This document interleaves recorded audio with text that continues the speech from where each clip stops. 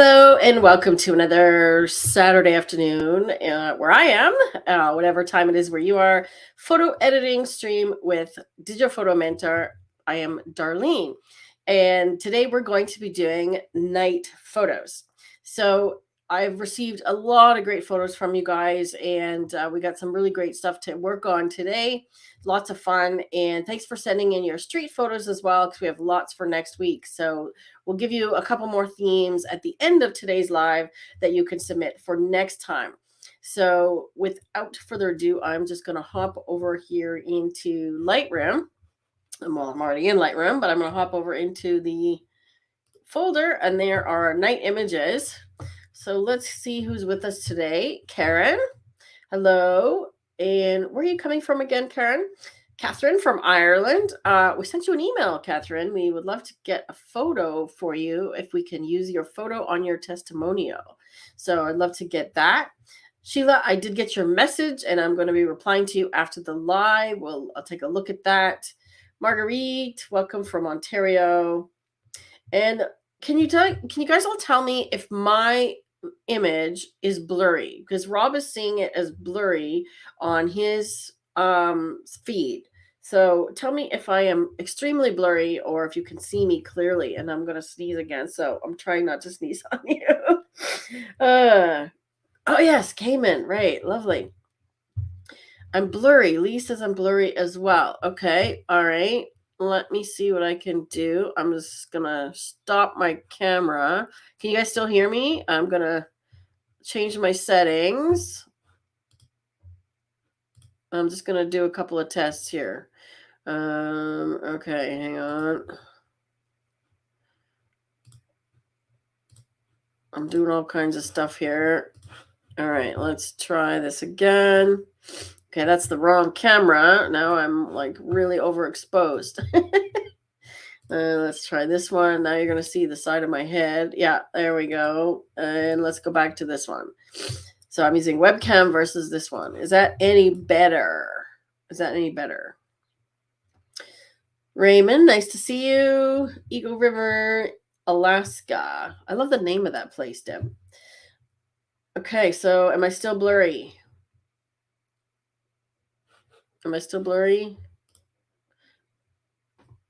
Yeah, I can't use the side camera lead because no, it's not better. I honestly, I'm at a loss because it shows sharp on my end. So now I'm blurry because I turned on the, frustrating. Yeah, I don't know. I really don't know. Like my autofocus is on. And is this any better? Okay, well, they're saying that the Lightroom screen is fine, so I'm just going to put myself down here, and you don't need to see me. So you make a good point, Karen. We just need to figure out why that's happening. All right, so let's get started. I have no idea why that's blurry. Very strange. Okay, so these are the night photos that we've got to work with. And I seem to recall that I've done this Singapore one, but maybe you guys can refresh me. Yeah, it looks like we did this one. This is Trisha's. So I've got some that I'm going to do in Lightroom as usual, and some that I'm going to do in Luminar, right? So our Lightroom ones are the yellow coated ones. So I use the yellow coating in Lightroom just to give myself an idea of which ones I'm doing in which software. So Deb, refresh my memory. Did we do this one on the previous one? Because this one's marked, or it looks like it's been done. So I think we did this one previously, but we can do it again if not, because there's a cool one here from Lee that has the Milky Way that's kind of similar. Yeah, we did that one. Okay, that's what I thought. And did we do this one, Trish? Because I think we did this one in HDR, right, to pull out some of the colors. Seen them before. Okay, so we're going to do, I've got a lighthouse from Sheila, and I've got some neat things from AJ, kind of Christmas decorations, and then I've got some really neat ones from Zay. So I'm actually going to start with this one from Zay. I'm going to take myself right off the screen because apparently I'm all sniffly today too. Okay. Rob is saying there's a delay between the video and the audio and the words I'm saying. Well, I'm off the screen now. So some weird internet thing is going on today. Now, this one, Zay works with Luminar, so I'm going to take this one straight into Luminar.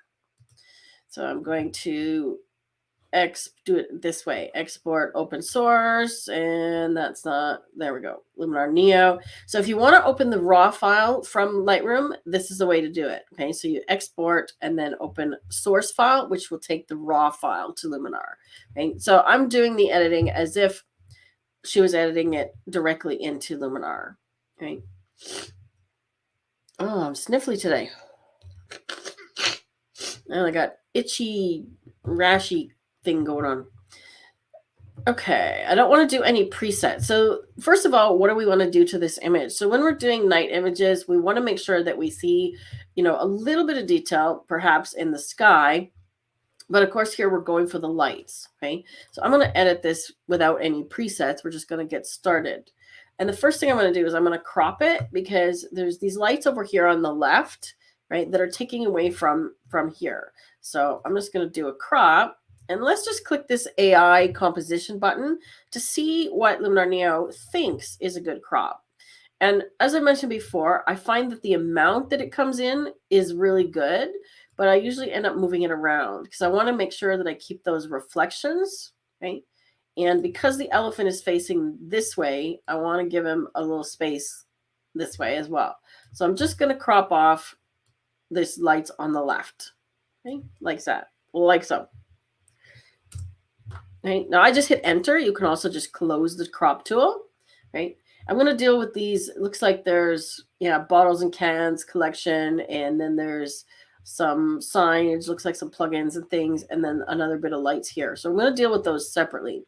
But I want to bring out some of the details. So it's interesting, it doesn't show it being a raw file, but let's see what happens if we go in here.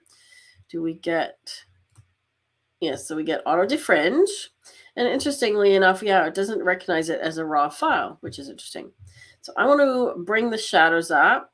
Okay, so see what happens there. We can bring the shadows up and the highlights down, which will give us a little bit less contrast. I can also check the curve, right? So now we know that there's going to be a lot of dark on a night photo, which is fine. Okay, so having it be really dark and having your histogram over here is normal. Expect that. But we still have some over here, so it's not underexposed. If you wanted to have that blue sky in this picture, you would have had to go and actually shoot it earlier. And if you see what's happening, if I bring the shadows way up, you can actually see that the sky looks orange, and that's because it's light pollution. It's in a city, right? So you're getting this light pollution in the sky as opposed to a blue sky. Right? So I'm not going to go quite so far with the shadows. I just want to see some definition in the trees here, right? And I might actually add a little bit of black back in and try it. So I'm just balancing, exposure, highlights, checking the clipping warnings. We've got, that's the J key. We've got a little bit of clipping on the street there. Not too concerned about this because it's a light display, right? But when you bring the highlights down, you get more of that color, right? So look at the street when the highlights are pulled down versus up, right? So you get more color when you aren't clipping, right?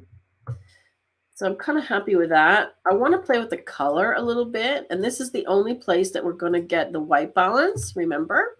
Okay. Yeah, it's not recognizing it as a raw file. Interesting.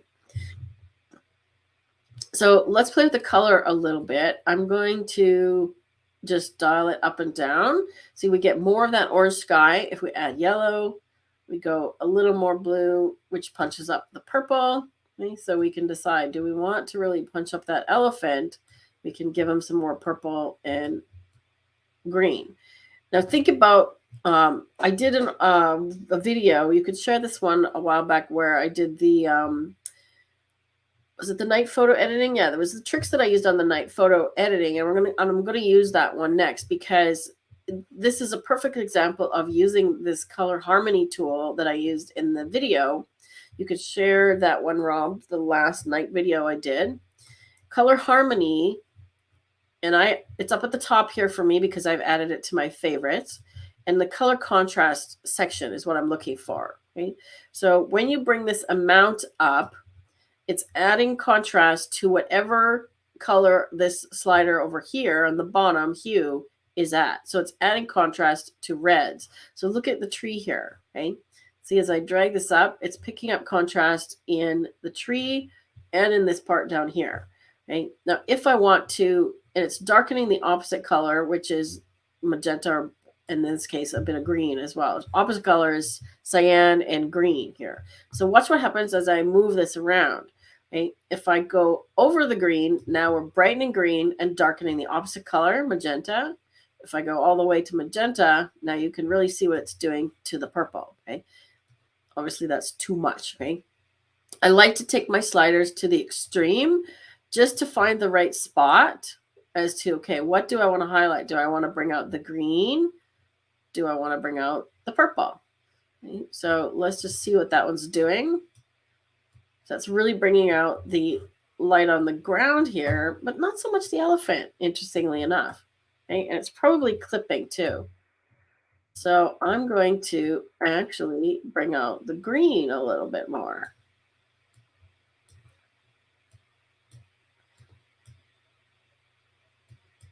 Kind of like that. Okay? Then under this one here, the next section down, you can actually make the warm colors warmer. Okay? You can see it's actually affecting the purple, which is interesting. You wouldn't think that purple would be on this slider. Okay? And this one makes the cool colors cooler. Okay? So I can go this way and this way. And let's see what this tool is doing. So I'm literally just playing around to see what it's doing. Okay? So we're punching up all of those colors with these guys here. Okay. The next one I'm going to go to is color, because I want to try and get rid of this orange in the sky. And I know that under the color panel, I've got HSO, and I can shift the color or desaturate the color of each of these different colors. So orange in the sky. Okay. Let's see what happens. Definitely orange in the sky. See, it's picking up there. What else is up there? Is it yellow? A little bit of yellow in the tree. So it's not as much orange as I anticipated. It's more red. There we go. Okay, so it's definitely more red. So I'm going to actually try to shift it using the hue sliders. And let's see if we can shift it. Right? We're shifting it a bit more blue. Shift the oranges. Let's see if that's doing anything. You can also try remove color cast. I find that this one adds contrast, right? See how that's making everything darker? So I use this slider very gently if I'm going to use it at all. It is taking a bit of the orange away out of the sky.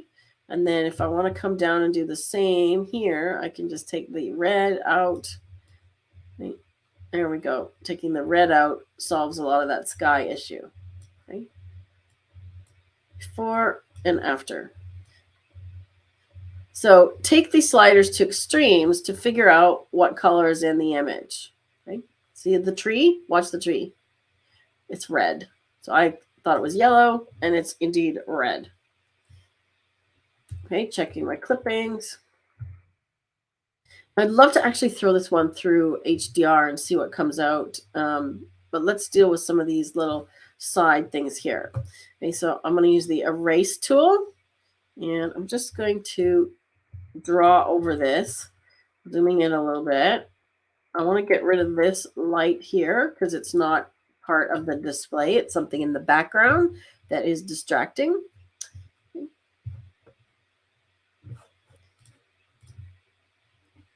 When pulling up the shadows or the black clipping in a purposely dark image, is it okay that there's still lots of black clipping?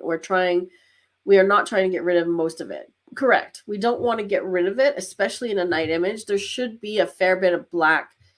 And there's a difference between the shadows and the blacks. Okay, I'll go back and take another look at that. Good question, Holly. Okay, so while we were talking about that, it has erased that. Now I want to see how it's going to do on this entire thing. So I'm going to paint over this whole thing here, right? Now keep in mind there's a reflection as well, right? So if I erase this, the reflection's not going to make any sense, right? And it actually did okay. I mean, there's a bench there and it kind of cuts off, but we can it's secondary, right? If we don't look closely, we won't notice it. So make sure that if you have a reflection like this, that you also deal with that, right? Because if the boxes are gone, the reflection would be gone too, okay? And then just these little things like mirroring, little details. Now, there's a trick here. If I go along the edge, let's see if it will draw it in. See how that did that? It sort of pulled in the sidewalk. Okay, that actually looks fairly believable if we back out. See? It doesn't have to be perfect. It just has to be believable. Okay? I might be inclined to get rid of this over here as well because it seems there's something on the grass. I don't know what this is, but let's see if we can get rid of that too. So the erase tool in Luminar Neo is actually really good.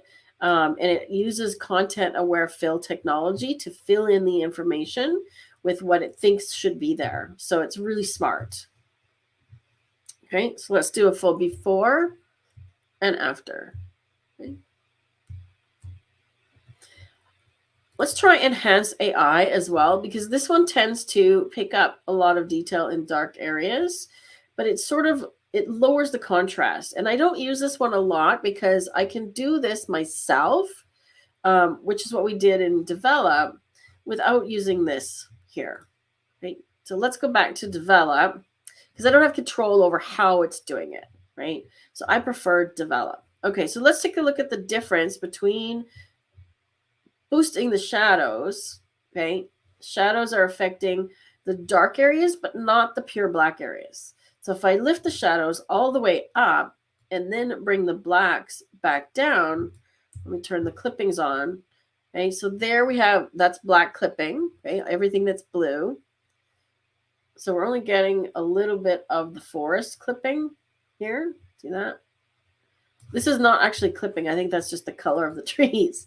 Okay, so if I want to darken, it's darkening the deepest areas like here, here, here. Whereas shadows is working on the areas that are just above it on the histogram. So this area, okay?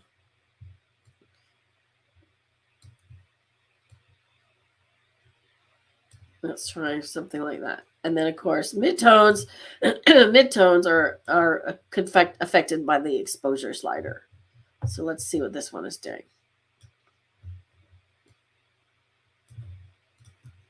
Okay, and then I think I'm just going to add a quick vignette on this one.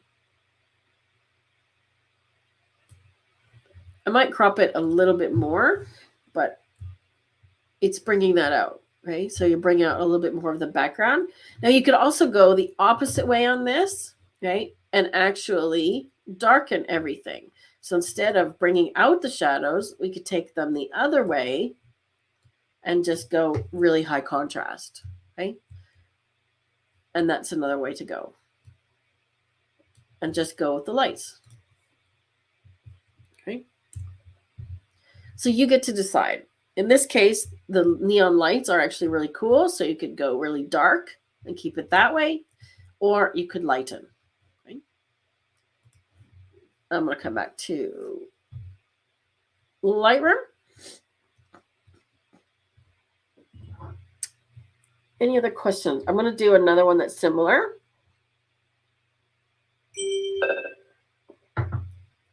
And just as a comparison, I want to do this one in Lightroom and see what we can get here. Right? And I didn't play with the camera profile in Luminar, but we could do that here as well. Okay, so landscape, what we know about landscape profile is it adds contrast and blues and greens. So see how that punches up the color? Even portrait, right?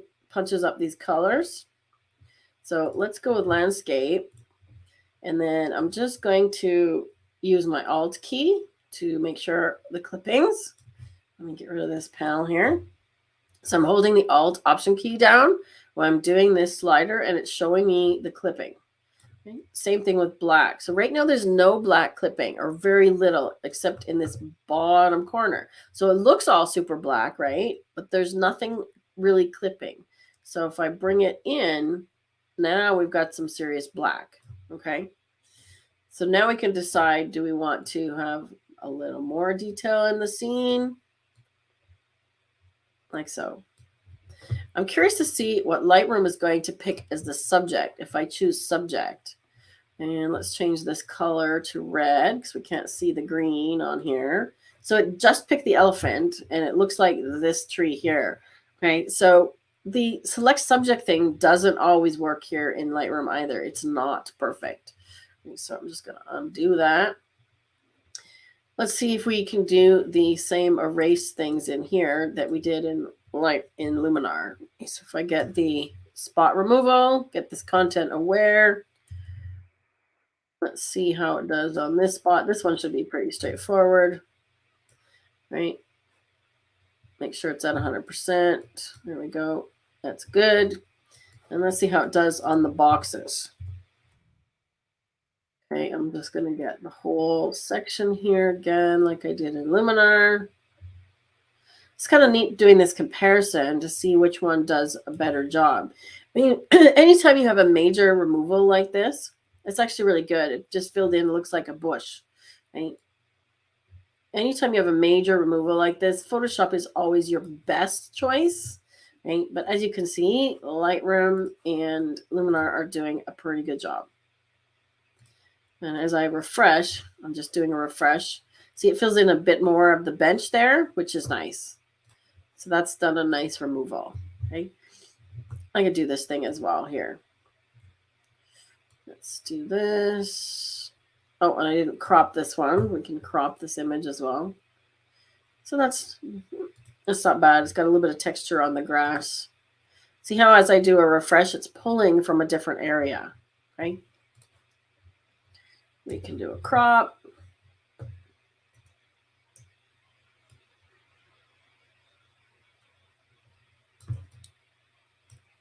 There we go. Something like that.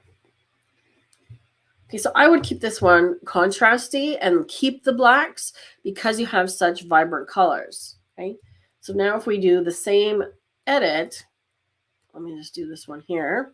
If we do the same edit on the next image, this one, and just click previous, now it's going to apply the crop as well. Okay, so we're going to have to uncrop it, but let's see how close we can get. So I'm just resetting.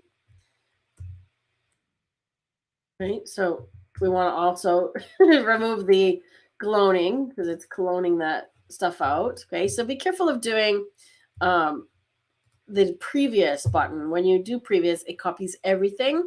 If you only want to copy some of the edits, make sure you do copy and paste and then choose which ones you want to do. Right, so see how it's really bringing out the green, and that's mostly that change of the camera profile, I think.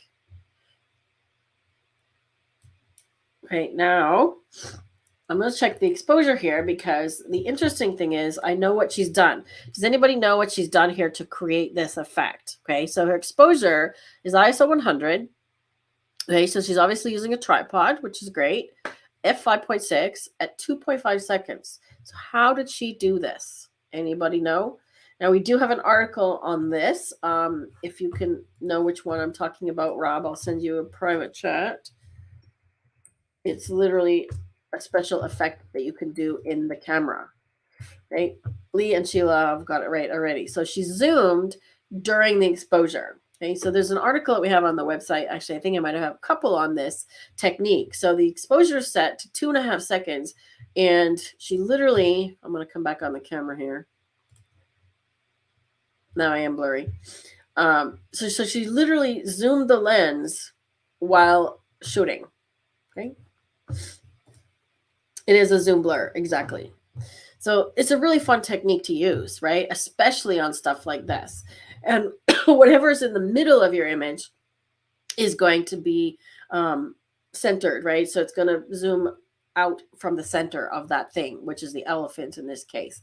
It also play around with your exposure time and also whether you zoom out or in. So it makes a different effect if you zoom out versus in, or how much you zoom. Okay. So on this lens, she's got a 24 to 240.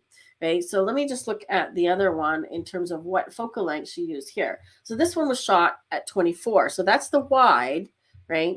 Now this one says that it was shot at 24. So that's where she started, and then she zoomed in. If you had zoomed more, you would have gotten these zooms all the way out to the edges. Okay. So this one went all the way to the edge, but if you wanted the elephant to go farther, you could zoom further. Okay. So yeah, cool effect.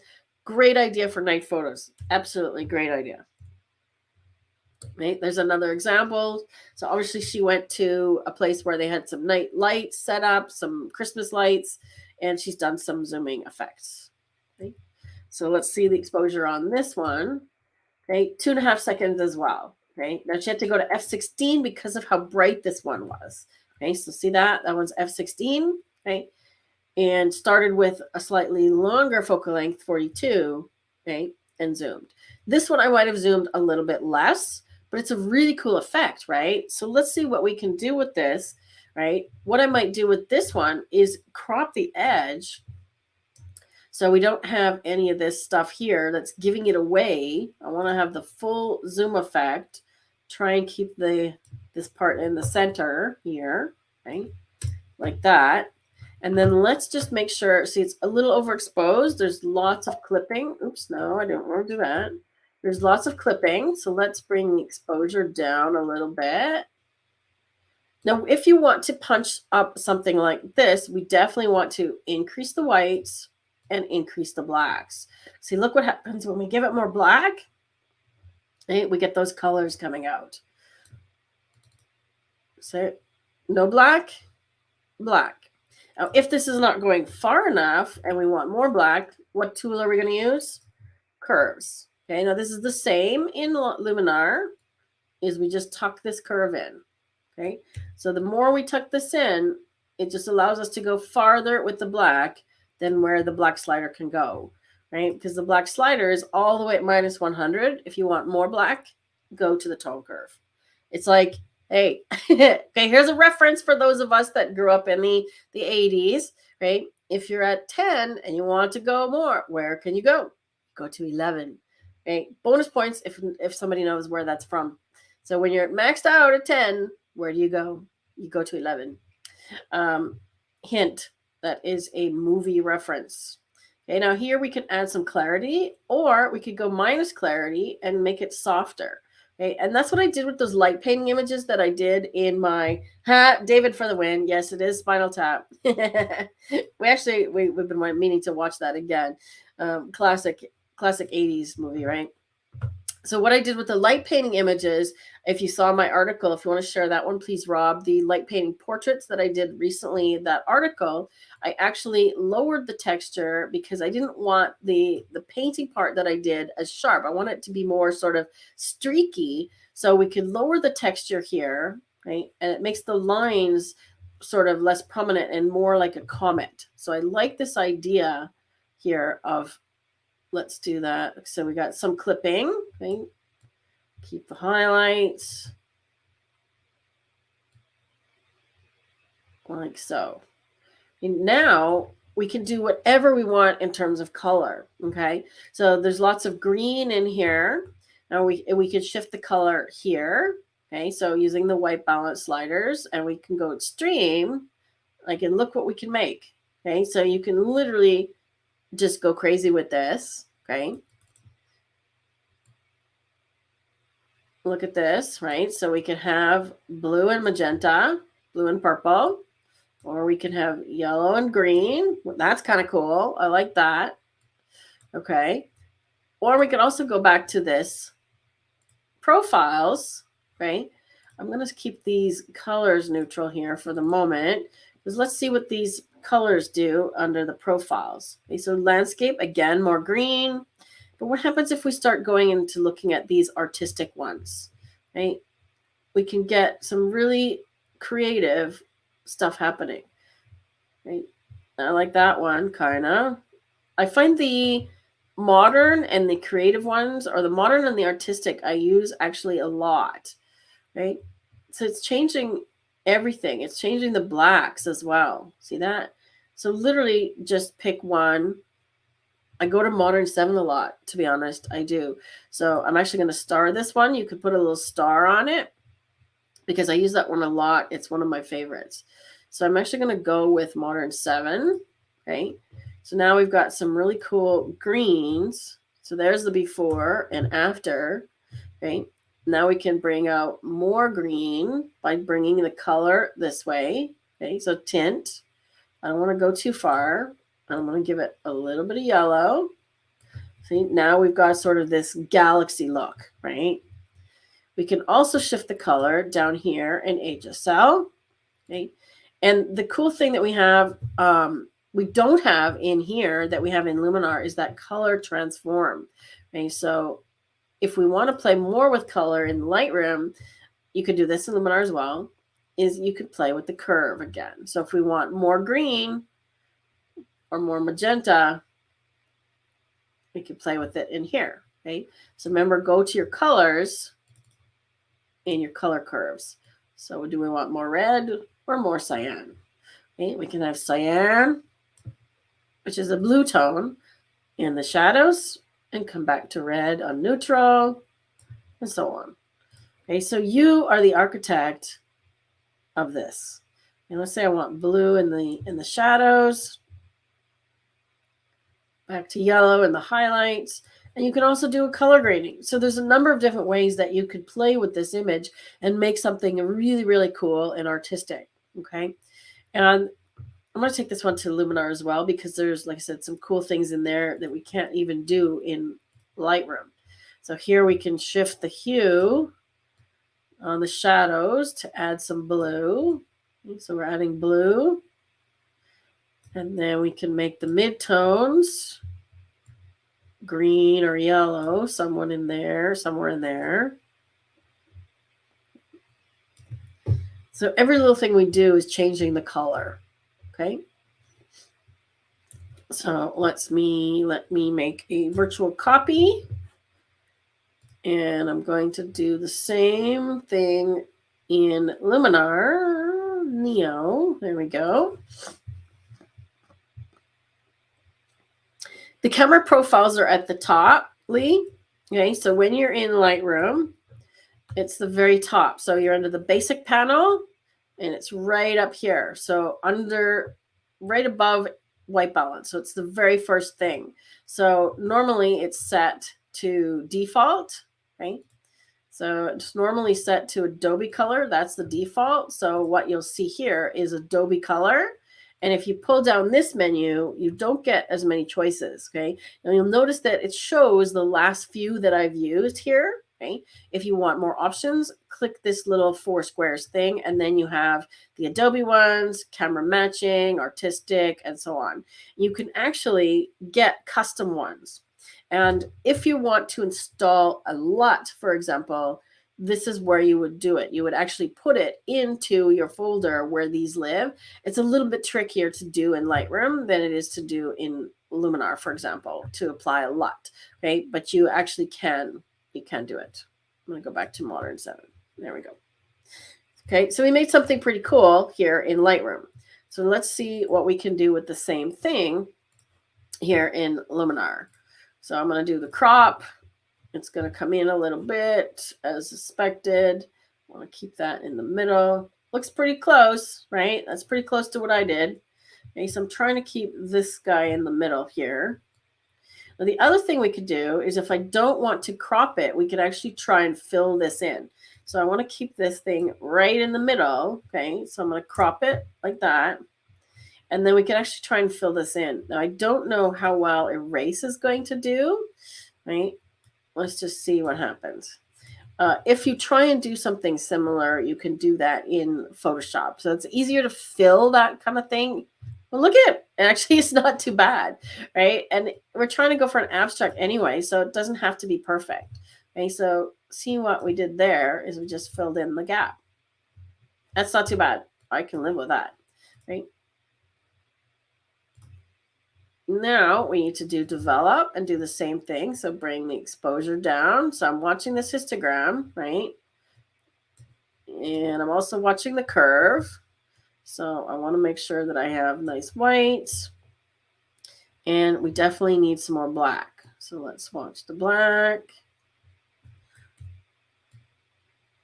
See how I can go much farther with the curves?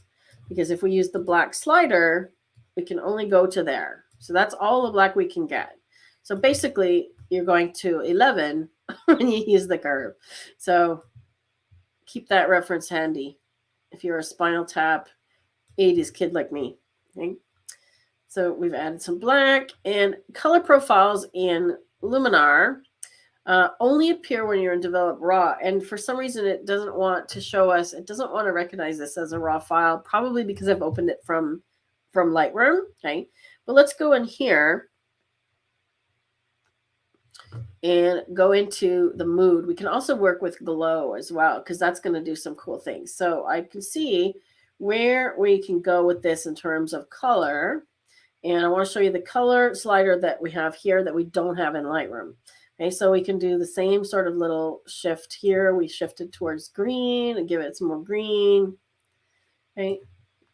But the slider that I'm talking about that we don't have, I'm not crazy about this yellow. Let's leave that neutral, is in the color tool here in Luminar. Okay. And it's down here, this hue shift. Okay. So we can literally just shift the entire image any color we want. Okay. Do we want pink? Do we want yellow? Do we want red? Right. So we can get really creative. So let's go a different way with this one. Let's go blue. Let's go blue on this one. Right. That's kind of cool. Right. Now we can also shift the hues. We can increase saturation. Right. And we can go and do a mood, which will add another color. So if we go to mood, it's like your color profile in Lightroom, but a little different. This is a lot, right? And I know under the custom ones, I've got a bunch of blue ones. So I'm just going to try some of these. Now, unfortunately, there isn't a way to preview them. They used to have a preview in Luminar AI, and I'm hoping that that comes back again. And you'll notice that I turned the amount up higher because I really want to see the effect stronger. Okay, so let's see what that's doing. That's kind of cool. I mean, it's literally, there's one called Blue Comet, right? Cool blue, black and white. So far, I like that last one. Deep blue, let's try that one. No, I still like this one here. I like blue velvet. We can increase the color saturation. Okay, so now it's kind of a deep midnight blue, right? We can also do, where are we? Toning, which is similar to color grading in Lightroom, right? So we can give the shadows a color, which is blue. And then we can give the highlights a different color. And maybe we want a little bit of magenta there or cyan. Okay, so we get to decide. Ooh, I like magenta. Okay.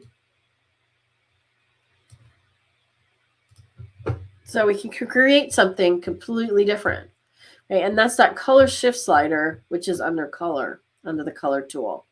I really like that one for doing abstracts. But let's do glow here, because this one here is going to add a neat, right, effect. Now, glow itself, when you use the actual glow option here, it makes the lightest areas or the whites glow. Okay, see that? So it's affecting this part the most. When we do Orton effect, we get sort of this, you always need to turn the brightness down, but it makes the blacks glow. So it's kind of the opposite. So see how the blacks are sort of glowing in on the whites? And Orton effect soft is similar, but less of that sort of black glow. So you can decide if you want a glow. Okay. Soft focus actually is kind of nice. So see how that just makes everything sort of glowy, right? Let's see if there's anything else here. We could do mystical as well. Mystical would give you the same type of look. Another one that works great here Now, we didn't try color harmony, because I'm not sure what color contrast we've got left, but we could do over here. So notice, remember I said it darkens the opposite color. So if we have it on yellow, it's going to darken the blues. Okay? Intensifying the blue, actually. Like so. We can shift the blue. So there's so many different ways to affect color in Luminar. I love the tools in here for color adjustments. I really do.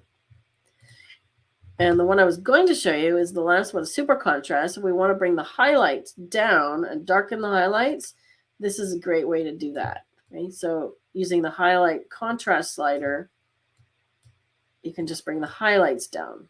Right? If we want more mid-tone contrast,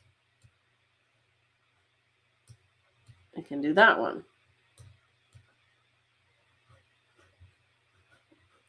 And I'm literally just going back and forth, seeing what it does on this image, because it's abstract. We can go anywhere we want with it. Okay. We could even put a texture overlay on it if we want, right? So maybe it's too perfect, or we want some bokeh. That might be interesting, right? Do we want bokeh with a burst? Here's a couple that have a nice similar color, right? So this one's got a similar color. Actually, let's try that one. Okay, so I'm just going to add a bokeh, and I'm going to change the blend mode. There's the full thing. I'm going to change it to overlay. Let's try lighten. Right? So we can just add a little bit of bokeh. I didn't mind it actually as normal and just have the opacity lowered.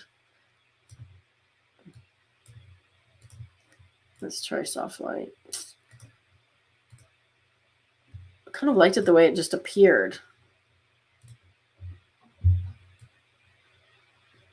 Just so subtle. Just subtle.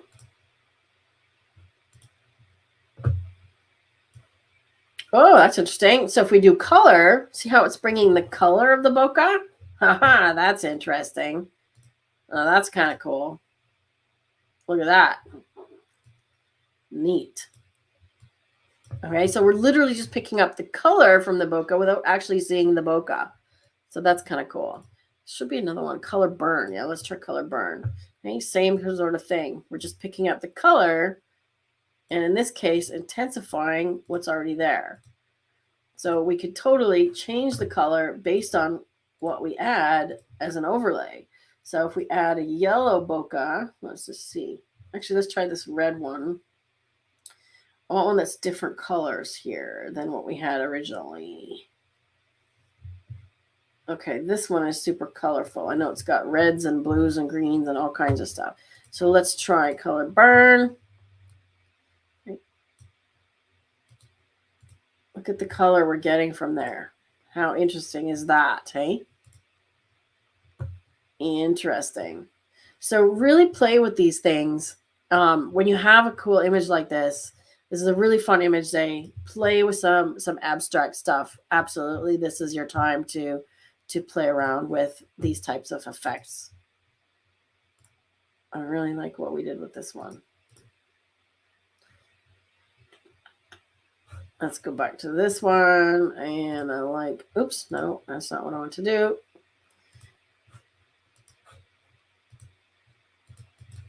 No, it doesn't want to let me do the layer properties.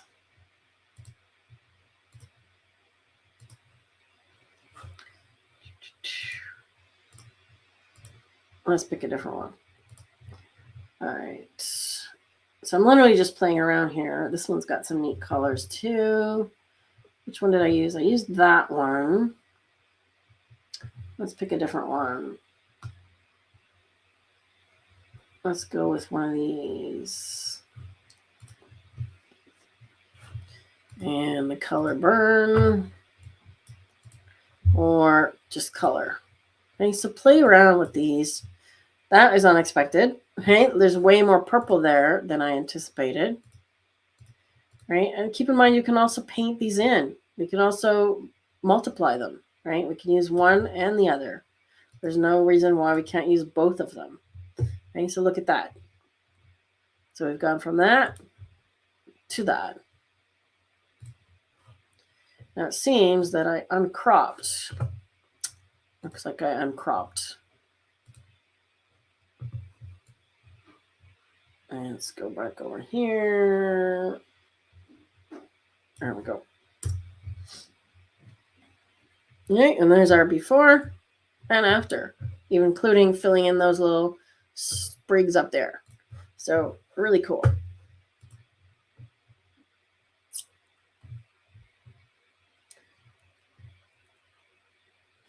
It's a really cool image, Zay. I think that was Zay's image. So we did completely different ideas in Lightroom versus Luminar. So there's a lot more tools to play with color in Photoshop or Luminar than there are in Lightroom. Lightroom is more of I consider Lightroom more basic editing. And then if you want to get more creative, you need to go to something else. Okay.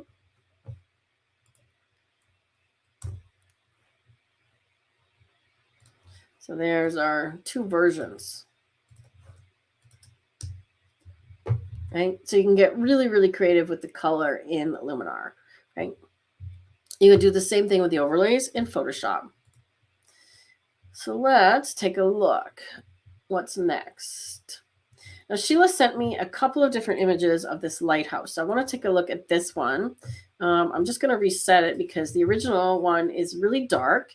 Remember, when you're shooting nighttime stuff, you really want to pay attention to your histogram, right? So when your histogram has nothing over here, and again, there's going to be more on the left than the right because it's nighttime and it's dark, right? But you really need to make sure that it's a little bit closer to this side of the graph. So this one is underexposed. Okay. Now the white balance as well, I'm going to use the white and the black. So I'm going to increase those a little bit first. Okay. The white balance, as you can see, is very blue. Okay. Very, very blue. So it looks like she maybe shot it using tungsten. Okay. So that's how blue. So let's try daylight. Okay. Definitely a little bit more neutral. If we want to try the eyedropper, which is the targeted tool, and if we think this lighthouse is white, when we click on it, right, now we get something completely different. Okay, so because this is a raw file, look at how much latitude we have with the color correction. If this was a JPEG, that is a no-go, absolutely. Okay, so this is a 20-second exposure at f8 at ISO 200. Now I'm guessing, tell us if you did that. A long exposure on this one, Sheila, because you wanted the clouds moving. Now that would work really well if they're moving quickly, right? And you may need an even longer exposure if you want them to be blurred if they're moving slowly, okay? So you might have needed to go to f16 and 80 seconds, so like a minute and a half, right? But that will get you blurry clouds, or you need a neutral density filter. But tell me if that was your intention there, right? So you see how white balance can change the look of the image completely, especially when we have a raw file. Here's the camera profile again.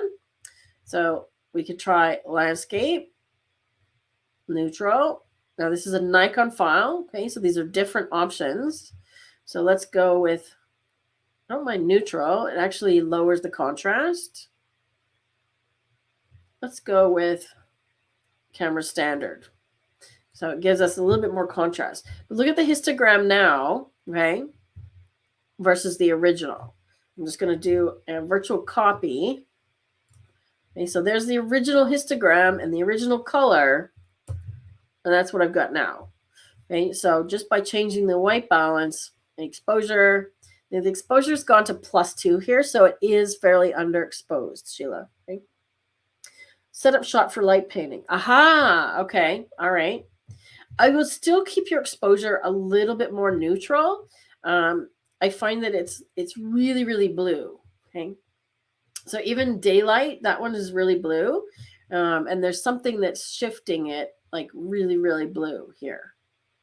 So I understand why you're underexposing. Then that makes a lot more sense. So setting up for light painting, she wants a dark exposure. So let me dial that back down. So if that's your base exposure for light painting, you're doing pretty good. You want to wait a little bit later for light painting because you want to make sure that the sky doesn't pick up as much light unless you want that little bit of detail there. So if you want that blue hour in the sky in the background, you still want to expose correctly so that your background is dark like this, right? So you probably would have just waited a little bit longer. Second shot is the final. Okay. Okay. So I've got some ideas here then. So that changes everything. Okay, so here's the light painted image. So now it's 30 seconds at f8. So I'm guessing this is later. So let's take a look at the time that she shot this. Let's see. So this one says it's at, if your time was set correctly, at 10:11 p.m. Right? This one was at 9:40. So about a half an hour later. Okay, so this is a half an hour later, and you see the difference it makes. And for those of you that are further south, Deb will have even later sunset time or midnight sun. The further north you go, the later the sun sets.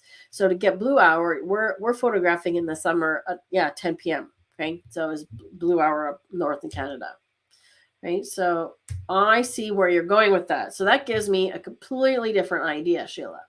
Okay, so what I'm going to do is I want to see if these are aligned. Okay, so what I'm looking for here is, did the lighthouse move from frame to frame? And it didn't. Okay, so that gives me some neat ideas. Okay, so I'm going to edit this one. For this one, I'm going to keep it, I'll go with the standard maybe. I want to make sure I keep this contrast here. Okay, so I don't want to eliminate the contrast on the actual lighthouse. So I'm going to go with landscape, and I want to make sure that I get it a little bit more neutral because the light that she used was probably a bit yellow. Okay, so I'm going to neutralize that out a little bit. So I took out that yellow just with the eyedropper. Okay, and then I added a little bit back in, and then I'm going to do my shift double click and just make sure we have some good tones. Now for this one, okay, I want to make sure that the lighthouse has a nice exposure.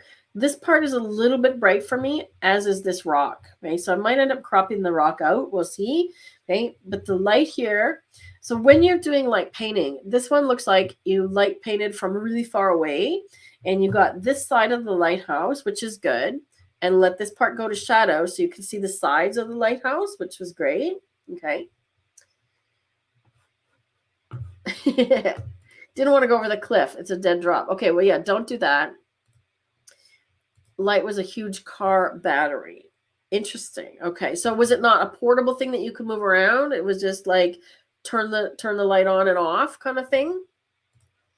So light painting can be done with literally any kind of light source, right? So if you're using a flashlight, which is what I do, you can actually go in the scene and do a whole different kind of light painting. Rob, if you could please share, there's one that's called Light Painting Experiments. That was a guest post. And then also Light Painting at Home Challenge with the pumpkins. If you could please share those two, because the different kinds of light painting are demonstrated in those articles. So I want to keep this a little brighter on the lighthouse, and I'm going to tone this area down. So I'm just going to use let's see, I could use a radial gradient here and just draw the circle over. I just want to make sure I cover this whole grass area like this, right? And then I'm going to bring the highlights down because I don't want this so bright. See now that, just toning that down, okay? Might even give it a little bit of black. Can you see what that's doing? And I've lost my, where is my masking box? My masking box is somewhere, it's disappeared. Where the heck is it? Let's see, where is my masking box? So this has happened to me before. So I should be able to see the thing with all the masks, and it's missing. So where the heck is it hiding? I found that, there it is. See, look at, I had this tab closed, and for some reason it was hiding. So I tried H, and I opened this tab up, and there it is. So this is what I want to see, is this masking panel. Okay, so see what that's doing? It's just fixing a lot of these issues here. And if I want to, I can reposition it and so on. Okay. That solves a lot of that problem.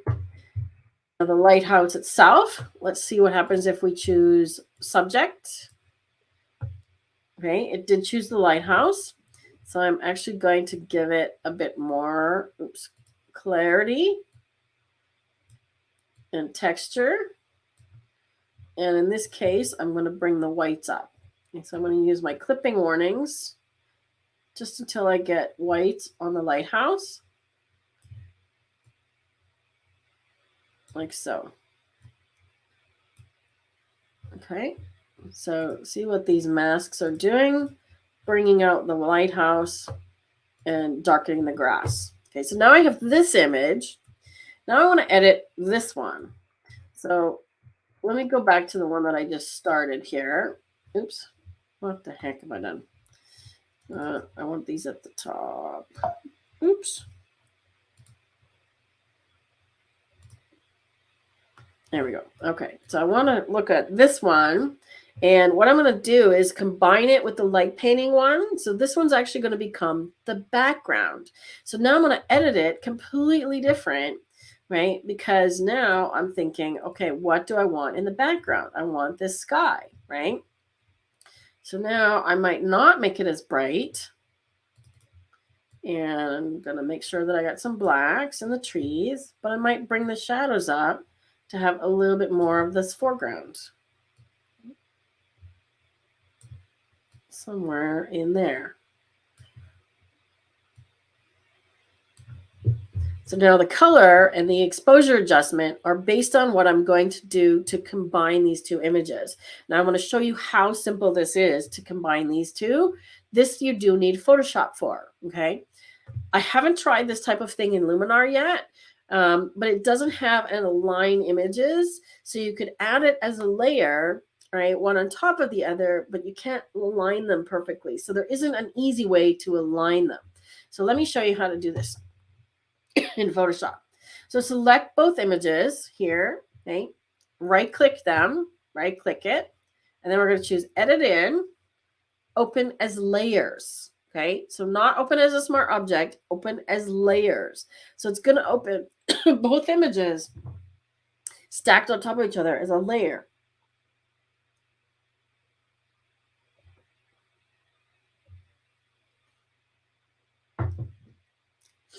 Okay, so Photoshop's opening. And I'm going to resize my Photoshop. Wait for it to finish. I just need to resize my Photoshop here. I'm going to do fit. Okay, so now you can see the two images here, okay? One underneath. Now the trick is I want to put this one as the background, okay? So I'm going to put that one on the bottom, okay? The blue one on the bottom, this one on top. And before I do anything, I want to make sure that they're perfectly aligned. So I'm going to choose both layers. You see they're both selected. And I did that by holding down the Command key and clicking on the other layer. So the layer itself, okay, not on the thumbnails because that will do a selection. And then you want to go up into here, into Edit, Auto Align Layers. Okay, so what that's going to do, just choose Auto, is move one of them around if need be. It says they do not overlap enough. So it's not recognizing that they're the same, but I got another trick. Okay, so auto align didn't work. It's going to make sure that the lighthouse is in the same place, but I got another trick for that. Okay, I'm going to change the blend mode of this top one to difference. Okay, now it looks really weird by itself. Okay, so what it's doing is it's looking for the difference between the bottom and the top. And as I move in here, if I zoom in a little bit, I can see that the outline of the lighthouse isn't quite perfectly matching. See that? Okay, so I'm going to get my move tool, which is this guy on Photoshop, and I just want to move the lighthouse until it matches up. See that? Now it matches. And I'm just using my arrow keys on my keyboard now because I'm using a fine adjustment. That's pretty close. So I'm looking at the edges to make sure there's no outline around the edges, and then it lines up with this lighthouse. Okay. Now I'm going to change the blend mode. Let's go back to normal for a minute. Okay, so see how I shifted it a little bit? So we'll have to do a crop, but that's okay. Let's just do a crop now. So I'm going to come in.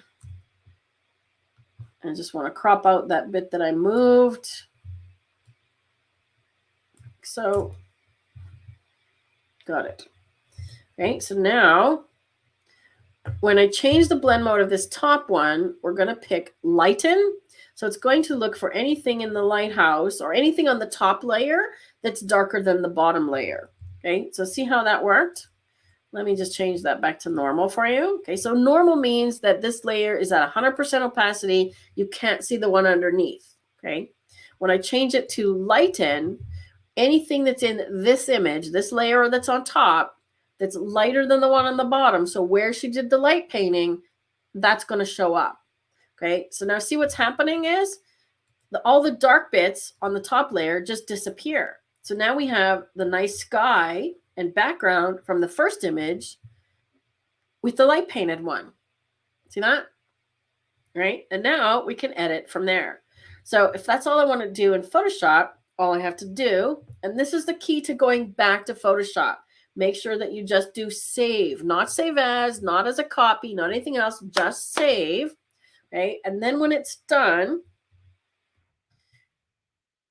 yeah, it's all nice. Photoshop sizing is all done. Okay, so then just close. So when you close it and go back to Lightroom, there's the new image, and it's a PSD because I've set that up to be the format that I use when I go to Photoshop. Okay, so I set that up in my preferences.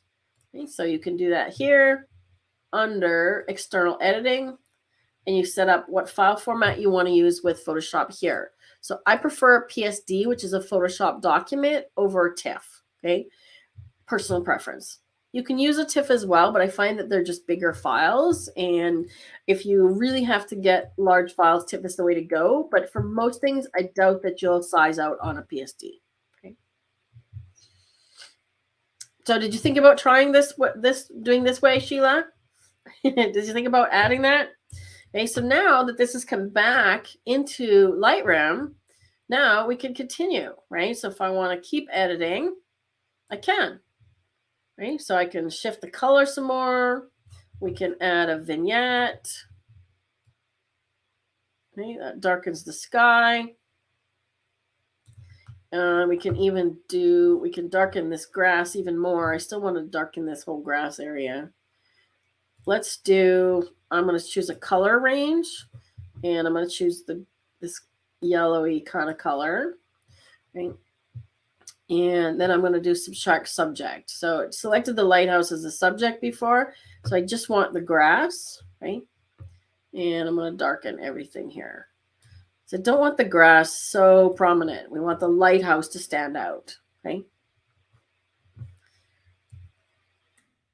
And I'm going to add to the selection this post here because I'm just going to use a brush. I want this post affected because it's too bright, okay? So I just painted it into the mask. Right? We could also select sky. So I'm just going to call this grass. And then we could do select sky. And once we have the sky selected, we could just add some more drama. Okay, so clarity. Look at that. Makes more drama. We could shift the color if we want. Maybe give it some magenta. If you want it to look stormy, you know how when you get sort of almost like hurricane sort of sky, it has a little bit of green in it, right? You could make that kind of stormy sky. Dehaze will do the same. Darken. That works. And I am going to crop because I don't like this rock over here. So I'm going to crop it just from the side. I don't want to lose any top or bottom. So I'm just going to go freeform, custom, and oops, it's still locked. There we go. Just in on that side. And hindsight, maybe will come up from the bottom as well. Just want to get rid of that rock. That looks good. Okay, so there is our finished image. She did not think about doing this. Well, now is your practice time. I might actually go in and get rid of this light over here as well. It looks like it's another house or something. So it's kind of, it's all right. I'm debating. You know, it's there. Do I want it? You get to decide. Or take it out. Okay. This, oh, thought there was a stick over here. No, it's a cat hair on my screen. So let's take a look at the full before of all of these. Let's see. Actually, I need a virtual copy of this one and we'll reset it.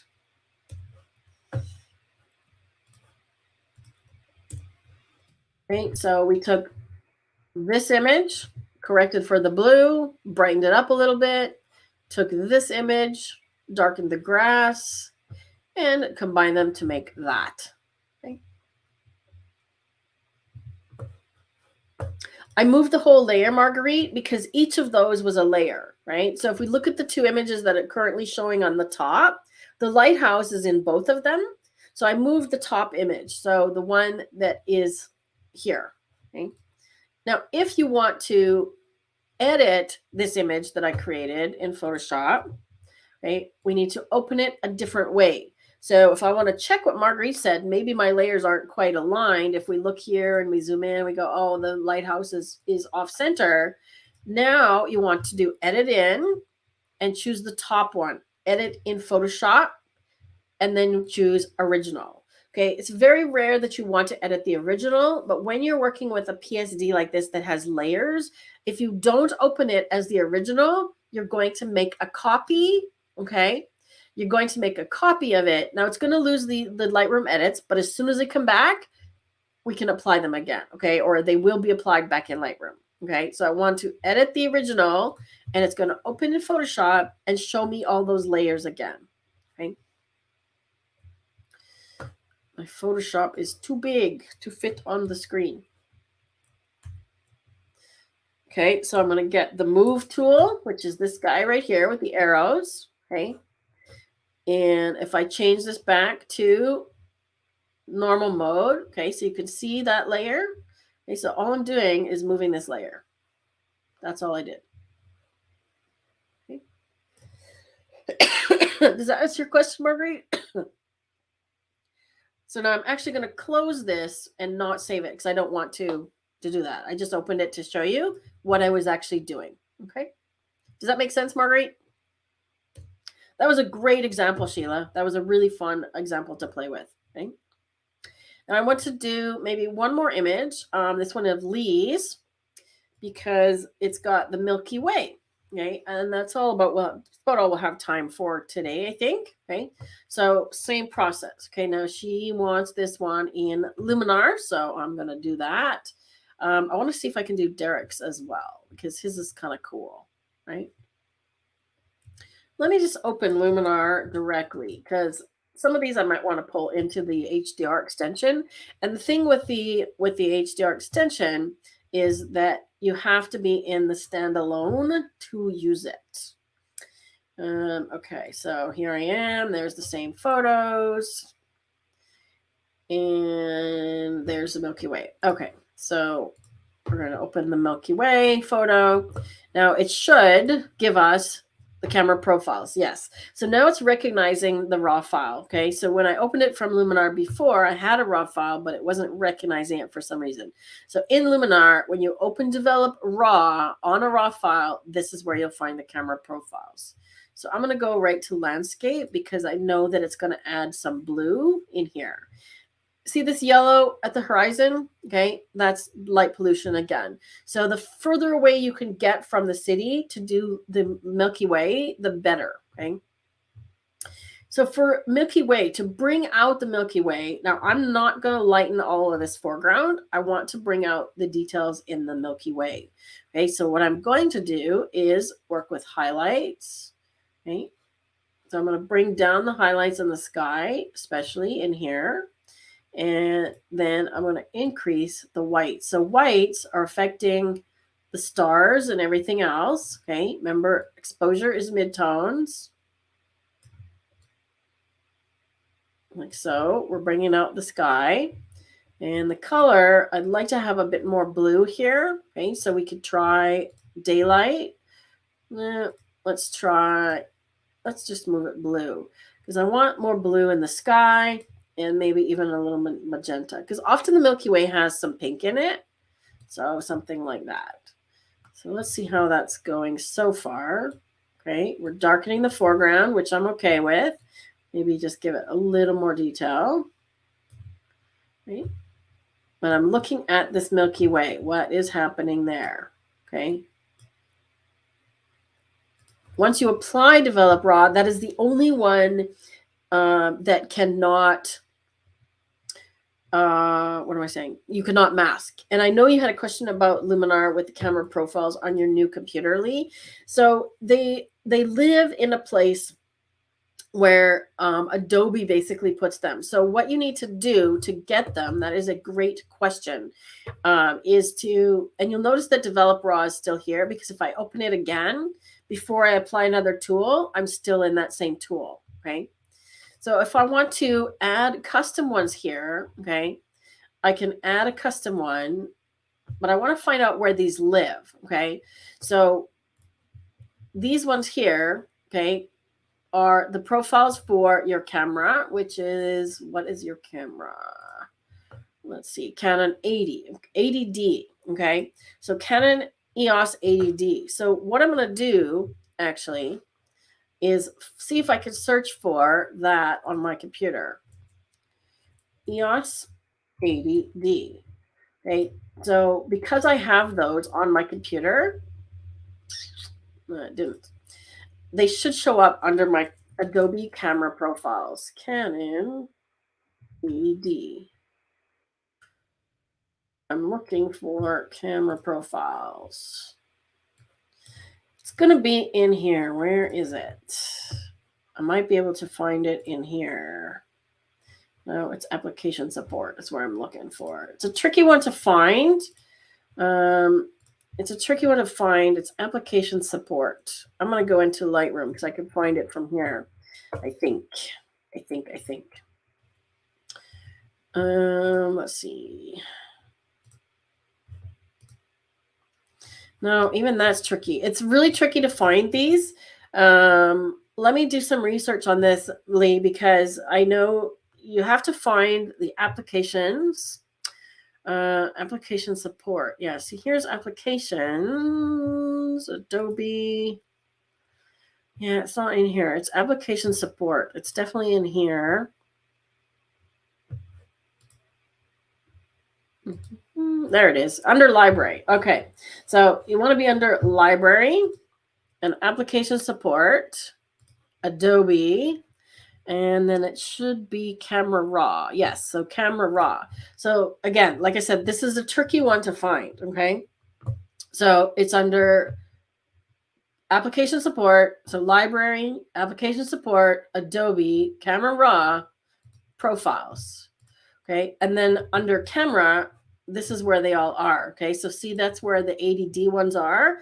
Now, these are installed in my computer because I'm using the Adobe products and I have Adobe Camera Raw installed. If you are not using Adobe, there's a trick for that. So what you need to do is you need to install something called the Adobe DNG Converter, and it's a free download. I'm going to show you where to get it, and I'll give you a link in a moment.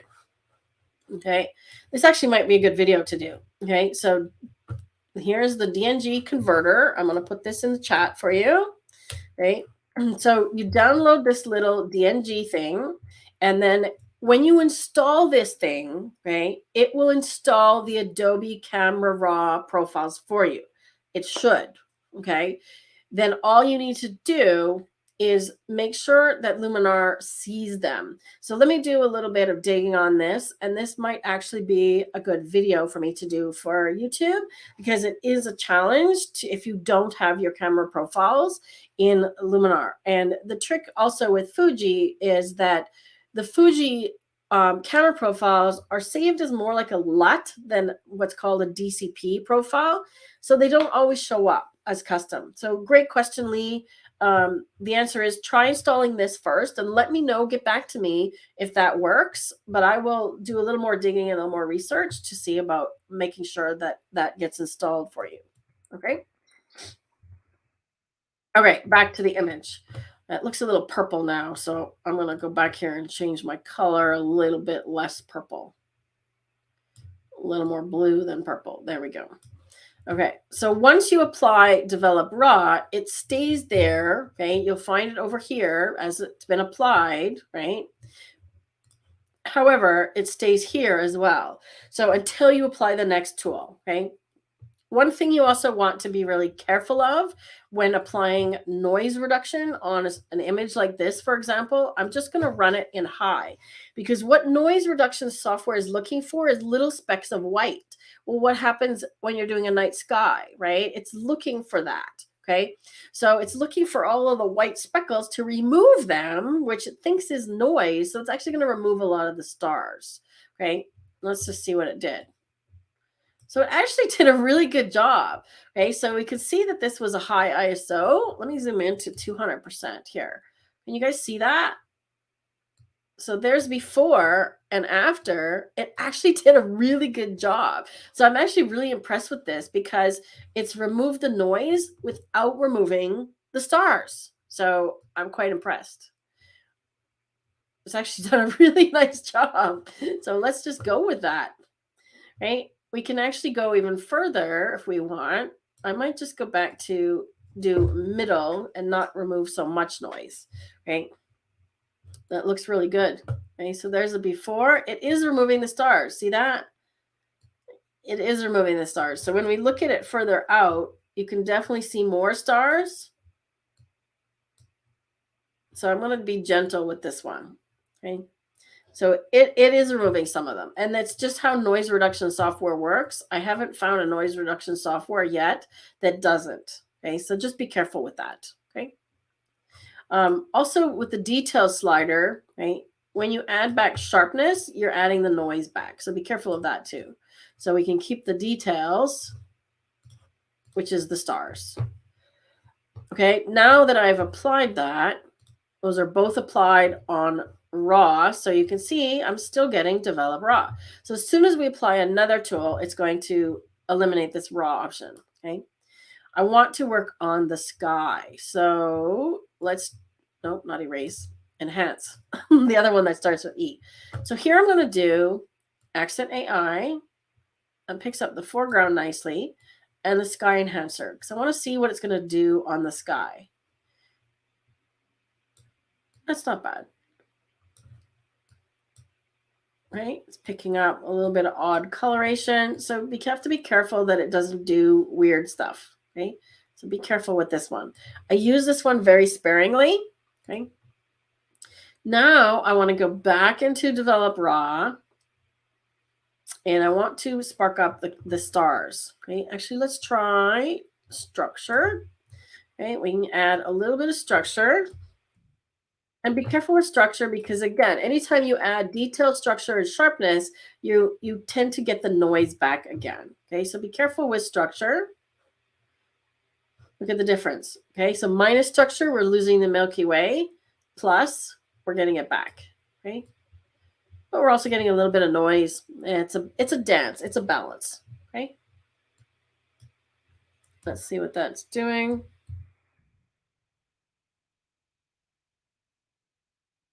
See how that's bringing out the Milky Way? But I don't like what it's doing on the foreground. Okay, so I'm going to mask it. And I'm going to use Mask AI. and hopefully it'll come up with sky. So I'm going to choose the sky when it does so, because I want to add that structure into the sky to bring out the Milky Way, but not the grass and the trees to sharpen it. Okay. Yes, do report back to me, Lee, about that.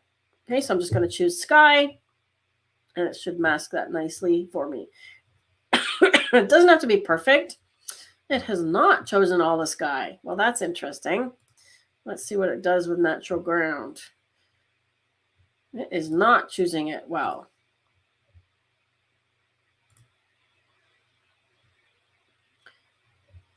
Okay, so it does pretty good on flora, but I'm going to have to paint some of this in.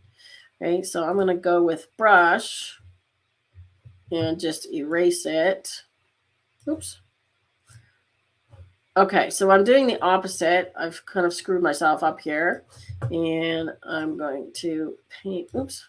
Now I'm really screwed up. So I'm erasing from here. So I want the mask to be on the sky, but I've basically done the opposite right now. So I've masked out the trees, and then I'll just invert it.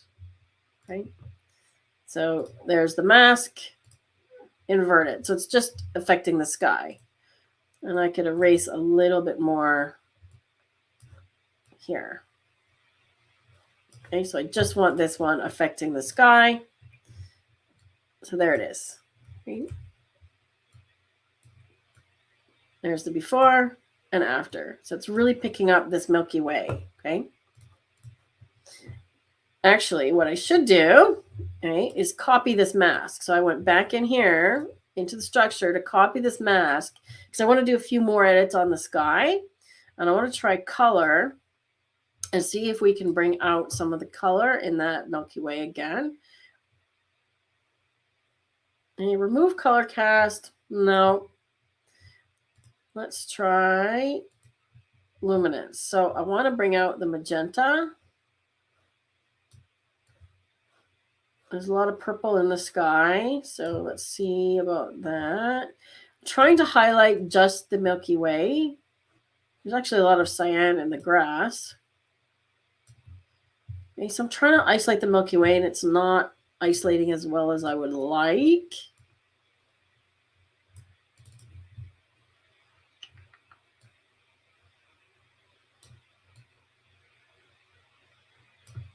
Something like that. Yeah, it's not picking up the color as much as I would like, but we're getting close. Okay, I'm going to do develop one more time, and this time I'm going to push up the whites, okay, and the highlights, and you can see what I'm doing to the Milky Way here and the sky. So I'm going to mask using that same mask again, paste it in, and then brush a little farther because I don't want this part of the sky to be brightened. Okay, so I'm going to sort of gently erase it off this part. Okay. Just soften the blend around the tree. Okay. So let's see what that's doing. See how that's really punching up that Milky Way? I'm going to come back in here, make sure I have some more blacks as well. See that? So here's our before and after. Okay, so the thing with the Milky Way is you definitely want to push up the highlights and the whites of that area, okay, of the central core. And if you don't have PhotoPills app for your phone, get it, because PhotoPills is a great app that will help you to determine when the Milky Way is going to be visible. And I think it's a few dollars on the App Store, but it's well worth it. It'll actually tell you when the galactic center is visible, what hours. And if you get really specific, like if you go to that location, you can actually use what's called the AI or artificial sky, and it'll show you where the Milky Way is going to appear in the sky in that location. It's brilliant. It's really brilliant. I think it's like $10 or something for the app, but just get it. And they also have lots of videos on their YouTube channel, on the PhotoPill YouTube channel, to show you how to use it to actually plan your shoots for the Milky Way. We have a couple of articles on the Milky Way, Rob. If you could please find that one. There's one that was done recently by a photographer with some shots from Norway. So if you could please find that one. He had some really amazing images. So let's just see if I can find it because it was a recent one. Nope. See if you can find that one for me, Rob. I believe it was Milky Way, or maybe he did Aurora. He might have done the Aurora. I think he did Aurora. But the same thing applies, like Aurora, great app to show you sort of when, yes, this guy. I found it. Never mind, Rob. I found it. Yeah. Oh, there's Milky Way and there's Aurora. Okay, so Aurora isn't so much photo pills, but it will tell you the time of the sunset and the time of the blue hour as well. So the best time to go out and actually find auroras. So there's some tips for you with Milky Way and Aurora to shooting. Yes, augmented reality. That's what it is. Yes. There's definitely groups on Facebook that use photo pills for sure, and augmented reality. I knew it was an AI thing. I just was not thinking about the name of it. Okay. Now I'm going to go back and do this last one here of Derek's. And I want to pull this one through the HDR module because it's really contrasty. So I need to do that in the catalog module. Okay, so you'll notice that this is not available when you use it as a plugin, when you use Luminar as a plugin. I'm tempted to run this one if Trish is through as well. So I'm going to grab this one, put it in HDR merge, and you can do just one image through. So if you could share that article, actually the video, Rob, about single image HDR, that's what I use this for on really contrasty images. Okay, so now it's come through. Let's just see what it looks like. Okay, it's really blue, but it picked up a lot of details, and it definitely is grainy in here. So I'm not sure that it's going to give me what I want, but I wanted to try it anyways. But it definitely pulled up the information in the shadows. But let's see what I can do with a single. So because it's so dark here, right? Remember that noise lives in long exposures, underexposure, and high ISO. So this is a case of it's probably got a combination of all of those things, and when you push up the exposure in processing. So there's a lot of noise there. I'm actually curious to see what denoise would do on this one. Let's just see what happens. Let's run high and see what it does. Maybe it'll do a great job. What was you supposed to share? Single image HDR video, please, Rob.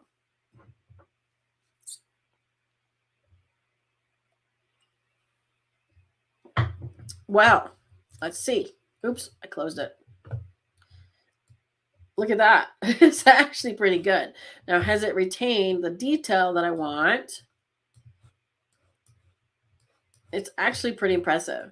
So I find that the noiseless AI plugin extension for Luminar is actually really good. The other one, the Sharpen, it's got some issues. I'll show you that if you want to stick around, but it's definitely got some issues. So I'm not a fan of the Sharpen plugin at this point. Okay, so the first thing I want to do here is crop this bottom part out because there's some guy, we're obviously in a cave and is trying to pull that. Okay, so I'm going to crop this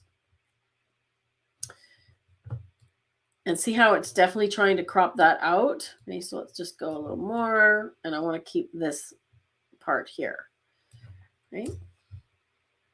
And there's some lights and stuff here that we might be able to erase, and I can deal with these things with the erase tool now that we've cropped it a bit. So I'm not so worried about the aspect ratio, but we did keep the shape. Okay? We did keep the aspect ratio here. I want to keep both of these columns and this spear. Okay? Now let's take a look at develop raw. Okay. Looking at our histogram, what do we know? We know that it is not got pure white, so it's a little underexposed. So that's why the HDR one didn't work so great, because it's trying to pull up the whole exposure. So I'm going to turn on the clipping warnings, and I did that with the J key. Right? So you can see that it starts to clip about here.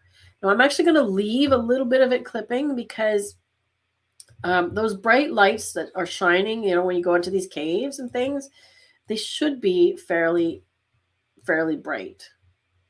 Let's go until we clip some blacks. So look at how much more contrast it has already.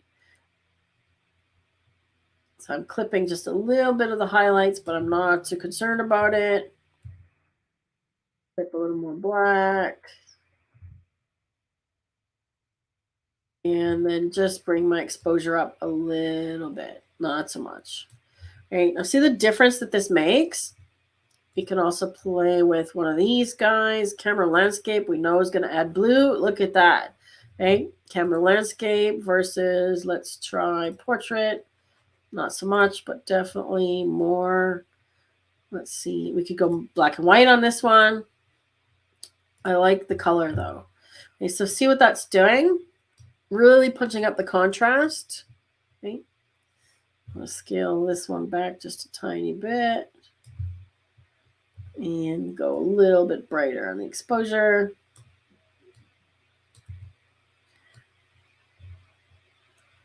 There we go. I'm going to let the shadows stay black. Okay, so if I punch up the shadows, that's where we're getting all that grain. Okay, because I'm trying to lift the shadows of this image where there's no detail to begin with. And when I do that, we're just getting this mega grain. Okay, so I'm actually going to leave the shadows dark because it gives that more that moody feeling that we want from a cave, right? Okay, so that's pretty good. Now I'm going to do a vignette because I want to darken this edge here a little bit. And let's do my trick, which is pull it down a lot to darken it, feather to 0. And I want to bring this in. Okay, now keep in mind that we cropped, right? So we have to come in a little closer. And then I'm going to just put it off center because I want to darken mostly this area. Actually, a little bit bigger even. Okay, so I'm going to darken this area more than anything else. Okay. And then bring the feather up and the amount up. See what that's doing? Okay. Now these blue things down here do bug me. So I am going to use the erase tool on them. Right? Because I don't want to see where the light is coming from. I want it to be just blue. So I'm going to erase the actual light source. Should be a fairly simple erase. Do I like Topaz products? Yes, I do. And I had a question recently from somebody that emailed me asking me about Topaz Photo AI, which is their new photo editor. And I do use Topaz. Their Sharpen, their Super Sharp is Neo. Their Sharpen AI is definitely better than Neo Sharpen at this point, because Neo Sharpen's got some major flaws, let's just say. I'll show you what it does. Okay, so I've erased those, and now I'm just going to erase some stuff that's bugging me. So I just want to see these little spots gone.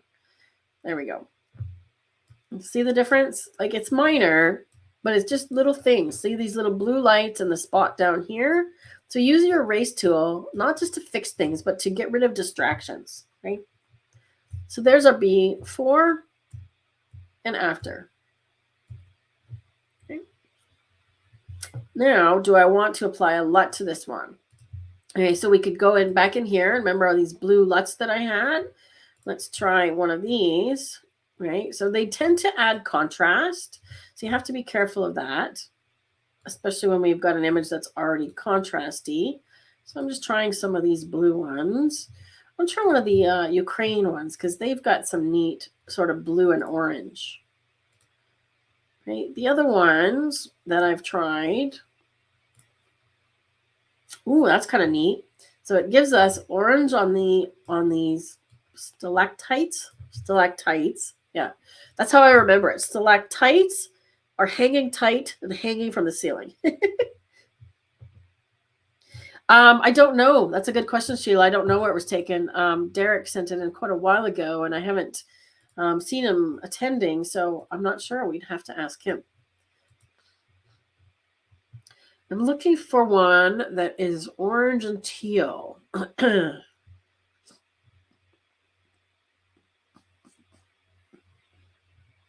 I've got some crunchy duotone. I've got some, well, that's kind of neat. Look what that's doing. That's kind of neat. So you can do some really creative stuff with these mood tools. We can add a custom one. I know I've got one that is, let's see, where's my Neo packs? So I've got lots of LUTs. I've got some that are orange and teal. Where are they? But the challenge is that you can't see them, right? So you literally just have to add one and then see what it looks like. Right, so that's orange and teal number 1. If I want to see what number 2 looks like, I have to go and add it. Okay. Orange and teal number 3. So that one really kind of punches up the color. That's kind of nice. And the ones that you just added will show up under here. Okay, so now you can see these custom ones here. Okay, so if I add all of these, they'll show up under custom. But there isn't an easy way to do it and just add them and have them appear right now. Okay, so again, this is something that I'm hoping that Skylum will allow us to just pop them into this custom folder and have them appear, and also be able to categorize them and preview them. Was it number 2 that I liked? It was number 3. There we go. Okay, so here's the before image and after. So we haven't done a lot of editing on this image. Cropped it, done a little bit of punch to add some more color, okay, and brightened it just a tiny bit. If he sees this edit, yes, I'm hoping that he will. So it was submitted quite a while ago. All right. I think that's about all we can do for today. I am out of time, and we're going to be making some more videos for the YouTube channel coming up. Here, let's see if I'm still out of focus. I am out of focus. Let's try something. No, still out of focus. Don't know why. I'm out of focus today. It is what it is. Next week, we're going to be doing street photography, and we've got lots of those ready to go. Let me just share my list with you here.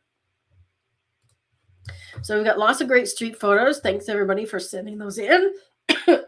Now I'm starting to cough.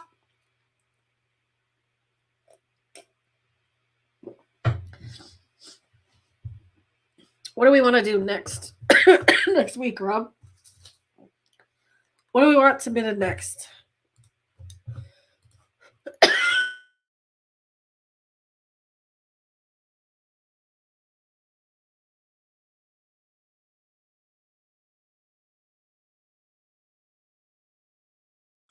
Sorry, I'm coughing.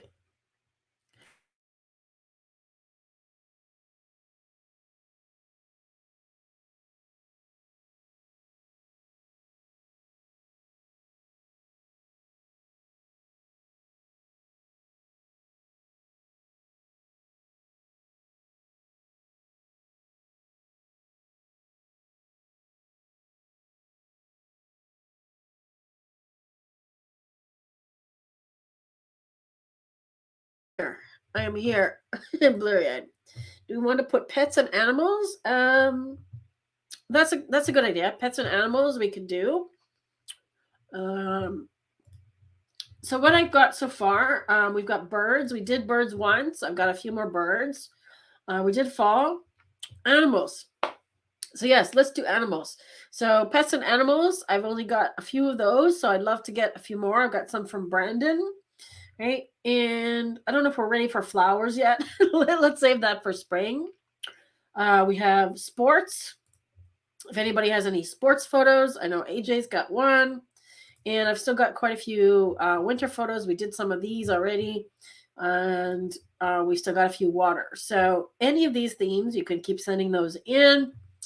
But yeah, let's go with animals next. Good one. Okay, so send us your animals.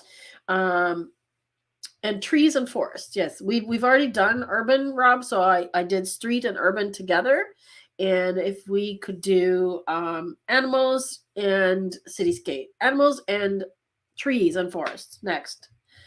Whew. No, I'm not coming up with new ones. These are already in Lightroom. So trees and forests and animals next. So I'm going to wrap up here. Rob's telling me to check the chat. What am I looking for?